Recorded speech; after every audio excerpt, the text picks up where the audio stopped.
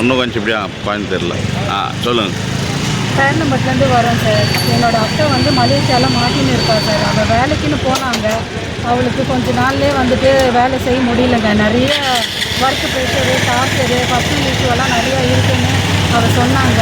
இப்போ அதெல்லாம் கேட்டு அவள் வந்துட்டு அங்கேருந்து தப்பிச்சு வர்றதுக்காக, அந்த லேடிக்கிட்டேருந்து தப்பிச்சு வர்றதுக்காக வந்துட்டா. அவளை வந்து இமிக்ரேஷன் ஆஃபீஸ்லேருந்து மலேசியாவிலே வந்துட்டு அரெஸ்ட் பண்ணிட்டாங்க. அதனால் நாங்கள் என்ன பண்ணுறதுன்னு தெரியாத 2 பசங்களை கூப்பிட்டுட்டு கலெக்டர் ஆஃபீஸ்க்கு நாங்கள் மனு கொடுக்க வந்திருக்கோம் சார். மனு கொடுத்துட்டு இந்த மாதிரி ஆக்ஷன் எடுக்கிறேன்னு சொல்லியிருக்காங்க சார். அவங்க எதுக்கு அரெஸ்ட் பண்ணாங்க? அதுதான் சார் ஆக்ஷன். அவளுக்கு பொய் புகார் கொடுத்துருக்காங்க. ஃபேக்காக வந்துட்டு கேஸ் கொடுத்துருக்காங்க. எங்கள் அக்கா நிச்சயா மேலே மலேசியாவில் என்ன கேஸ் கொடுத்துருக்காங்கன்னா, அவள் வந்துட்டு ஒரு 10 சவரன் நகையை வந்துட்டு எடுத்துன்னு போயிட்டா அப்படிங்கிற மாதிரி. ஆனால் பார்க்க போனால் அவள் வந்துட்டு போட்ட ட்ரெஸ்ஸோடு தான் வெளியே வந்தான்.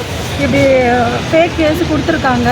அதுக்கு தான் வந்துட்டு நாங்கள் வந்துட்டு கலெக்டர் ஆஃபீஸ்க்கு வந்துட்டு மனு கொடுக்கறதுக்கு வந்திருக்கோம் சார். கொடுத்துட்டோம், ஆக்ஷன் எடுக்கிறேன்னு சொல்லியிருக்காங்க. யார் யார் மனு கொடுத்துக்கிறீங்க? நான் அக்காவோட சிஎம் சாருக்கு, கலெக்டர் மேடமுக்கு, மனித உரிமைக்கு கொடுத்துருக்கோம் சார். நாங்கள் இந்த மாதிரி ஒரு 4 பிரிவு வந்துட்டு கொடுத்துருக்கோம் நாங்கள் மனு. அவங்க பேர் நானே கோகிலா சார். இந்த மலேசியாவில் இருக்கிற ஓனர் பேர் வந்துட்டு கோகிலா. அக்கா பேர் நித்யா.